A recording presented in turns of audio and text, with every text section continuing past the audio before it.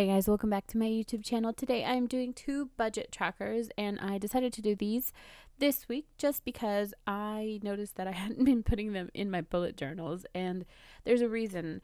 I wanted to find out certain ways to kind of handle my budget, and I found out 2 layouts that I really like, so I wanted to put them out here for you. This is the first one, and it's a little bit more, I'd say a little bit more compact. By the way, I'm actually not doing this on my bullet journal. I actually found a bullet journal or a dot journal in Walmart, which, can you believe that? That's a little crazy. But I found 2 of them. This is one of them, and it comes in this yellow tone. If you can see the ribbon, or it's not a ribbon, it's an elastic band. On this journal, there's a blue one and a red one, and I just got the yellow one, but so far it's been pretty good. None of the ink is kind of crossing through it. I did try some of my Crayola Super Tip markers on it.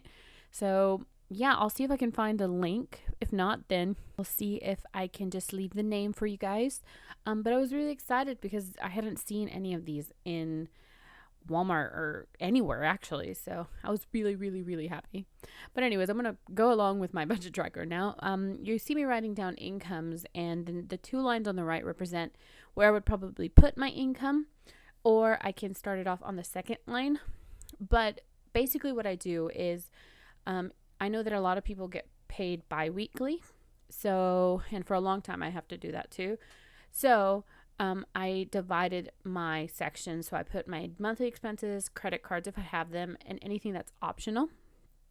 And you can see me flipping back and forth because I had one, but I messed up. So I decided to do another one.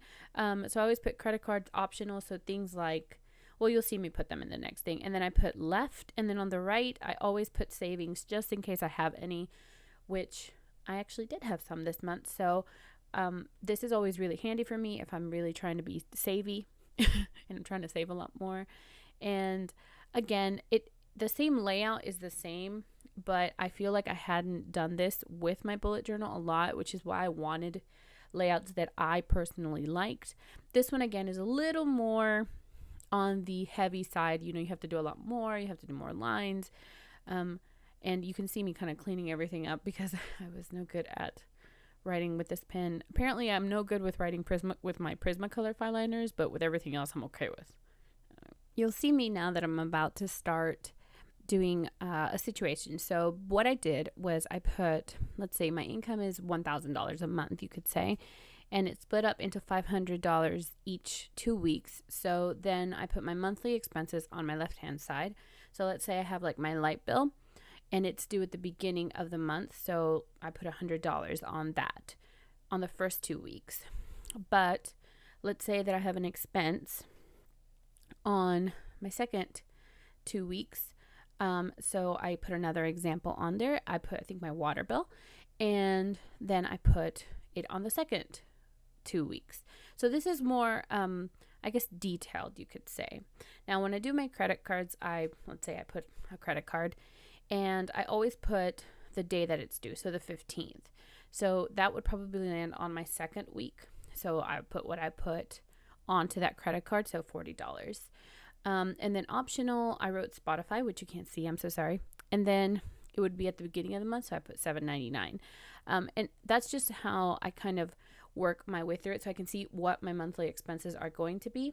And then at the bottom, I always write what I saved. So this month I saved, and you don't have to write that. That's just something that I like to do because it gives me more of an incentive to kind of keep saving. And I always write how much I saved it from. So I wrote from 1,000, and that's just the first one. I mean, the layout is very simple and very basic, but I like that it's divided into 2 parts. Now this one isn't divided into 2 parts of the month. This is more like for a single paycheck, you know, like you're just writing everything down as it happens. So it's not really that constructive as the other one. You don't have to know which week it's going to be in, but I'm just kind of like that. I like both of these. It just depends on what month I'm in. But I do the same thing. I kind of draw a line, and this one again is very simple. You don't have to draw as many lines. I just kind of go all crazy on my other one. But what I basically do is I write what expense I had on the left hand side, and on the right hand side I actually write my confirmation numbers or my receipt numbers just so I'll know which one is which, and I'll have them if I save them or if I leave them anywhere, I'll know which one it is. And I always write my start point as well, which is my paycheck, you could say. And you could also do this one with 2 paychecks. You could always write a secondary start point, but it's very simple. And I think this one you can subtract a lot more if you kind of add a third line into it. I just don't like to. I'm a rebel, so I just don't. But you can see me doing the same example. So I have my start point, $500, and let's say I have a car payment, just as an example. So I would write my confirmation number with a transaction that happened. So I just wrote a bunch of 111 and 2s. And you can also write from here what your expense was. So you can keep subtracting as you're going. By the way, this isn't actually what I make. This is just examples. So just to let you guys know about that.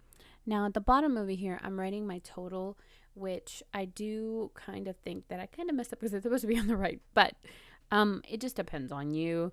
I normally always write it on the bottom left because all the space in between the top and the bottom, I leave blank, or not blank, excuse me. I leave, filled up with all the things that I had in expenses. At the bottom of this one, I also like to write goals for the next month. So how much I'd like to save would be 1. And it's pretty easy and simple. It's not so big or bulky. And I feel like it's more easily attainable. Like you can write a lot more in it. You can see me writing my second thing, which is where I told you guys that you could write your second start point. So write another $500 and then kind of keep going and subtracting from there. So yeah, these are my 2 budget trackers layouts, and I hope you guys enjoyed the video. Give it a thumbs up if you enjoyed it. Subscribe if you haven't. Remember, next week I'm going to post my 2 weekly spreads for the month of April. So I'll see you guys next week. Bye. Nobody's gonna